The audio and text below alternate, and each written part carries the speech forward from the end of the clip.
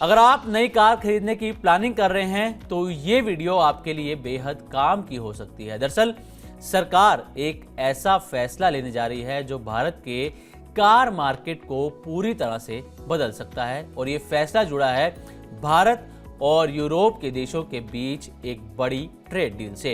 इस trade deal से luxury कारों पर लगने वाला टैक्स बेहद कम होने वाला है, जिससे इन कारों की कीमत बेहद कम हो सकती है। यानी कि जो टैक्स अभी 110% तक लगता है वो सीधा घटकर 40% पर आ सकता है। यानी कि लग्जरी कार की जो कीमतें हैं वो सीधा एक अनुमान के मुताबिक 25 से 30 लाख रुपए तक कम हो सकती हैं और आपका लग्जरी कार खरीदने का सपना भी पूरा हो सकता है।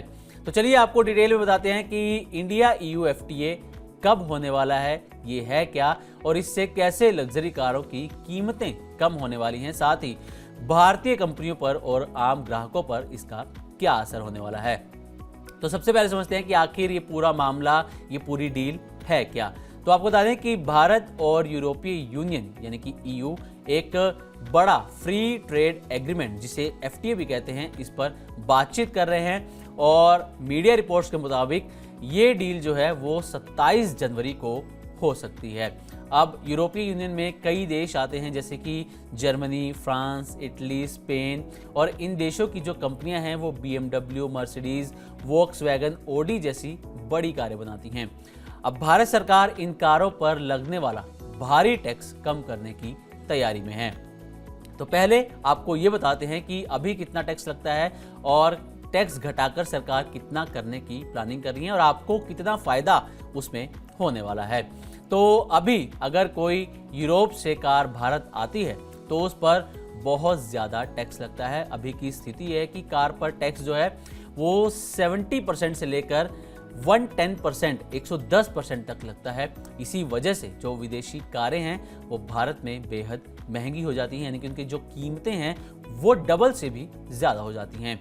अब एक एग्जांपल से समझिए कि अगर किसी कार की असली कीमत 40 लाख है तो टैक्स लगने के बाद उसकी जो कीमत है वो 80 से 90 लाख तक पहुंच जाती है। अब नया फैसला क्या कहता है ये आपको बताते हैं, फिर आपको बताएंगे कि आपको कितना फायदा हो सकता है, कितना पैसा जो है वो आपके पास बचने वाला है। अभी 110% के आसपास टैक्स लगता है विदेशी कारों पर। अब सरकार इस टैक्स को घटाकर सीधा 40% तक करने पर विचार कर रही है, मतलब कि 110% टैक्स से घटाकर सिर्फ 40% टैक्स, और कहा यह भी जा रहा है कि आगे चलकर जो ये 40% टैक्स होगा इसे घटाकर 10% तक भी किया जा सकता है। ये फैसला बहुत बड़ा बदलाव माना जा रहा है। शुरुआत में ये जो छूट है वो महंगी कारों को मिलेगी, लेकिन इसके लिए भी एक शर्त है। अब शर्त क्या है?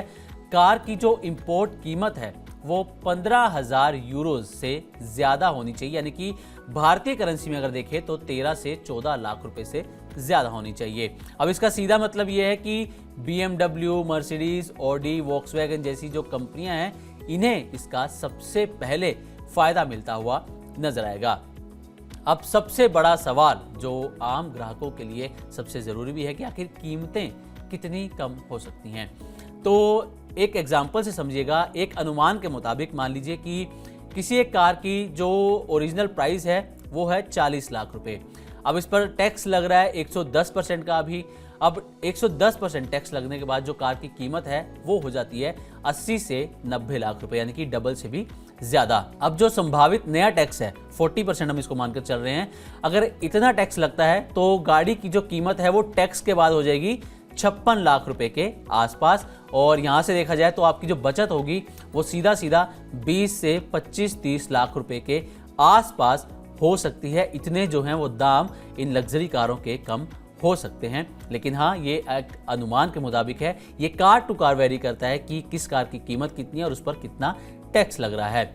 अब इसमें क्योंकि इलेक्ट्रिक कारें हैं तो इस पर क्या होने वाला है ये भी जानना जरूरी है, क्योंकि ये भी एक बड़ा और ज़रूरी सवाल है। तो आपको बता दें कि सरकार फिलहाल ये नहीं चाहती कि विदेशी ईवीज यानी कि इलेक्ट्रिक व्हीकल्स आकर भारतीय कंपनियों को नुकसान पहुंचाएं। इसलिए फैसला यह है कि पहले 5 साल तक इलेक्ट्रिक कार्स पर टैक्स कम नहीं होगा। 5 साल बाद धीरे धीरे टैक्स इस पर घटाया जा सकता है। इससे जो टाटा, महिंद्रा जैसी भारतीय कंपनियां हैं, इन्हें अपने ईवी बिजनेस को मजबूत करने का यहां पर समय मिलेगा। सरकार और एक्सपर्ट्स इस डील को मदर ऑफ ऑल डील्स कह रहे हैं, मतलब अब तक की सबसे बड़ी ट्रेड डील। इस डील से भारत को यूरोप में बिजनेस करने में आसानी मिलेगी, यूरोप को भारत में बड़ा बाजार मिलेगा और साथ ही निवेश और नौकरियां भी इससे बढ़ सकती हैं। खास बात यह है कि इस डील का असर सिर्फ कारों तक सीमित नहीं रहेगा, बल्कि भारत की textile industry, jewellery, pharma sector, IT और सर्विस सेक्टर को भी इससे बड़ा फायदा मिलने वाला है। यानी कि कुल मिलाकर देश के व्यापार को यहाँ पर बढ़ावा मिलेगा। और आपको बता दें कि भारत आज दुनिया का तीसरा सबसे बड़ा कार बाजार है, सबसे बड़ा कार मार्केट है। आंकड़ों की बात करें तो भारत में हर साल करीब करीब 44 लाख नई कारें बिकती हैं। इसमें पुरानी कारों का नंबर शामिल नहीं है। 44 लाख नई कारें बिकती हैं, लेकिन यूरोपीय कारों की जो हिस्सेदारी है वो 4% से भी कम है।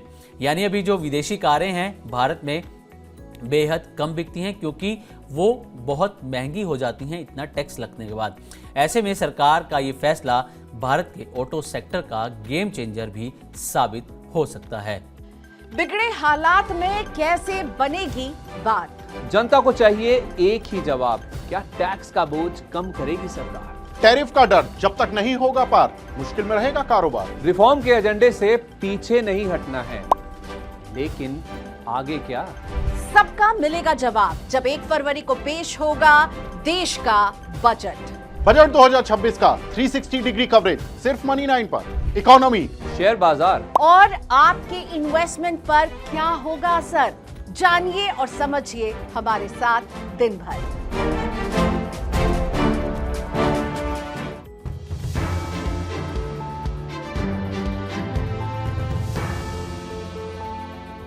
ग्लोबल संकेतों के दम पर कैसे खुलेंगे हमारे बाजार? क्या कह रही हैं खबरें और ब्रोकरी रिपोर्ट्स? किन शेयरों में बनेगा पैसा?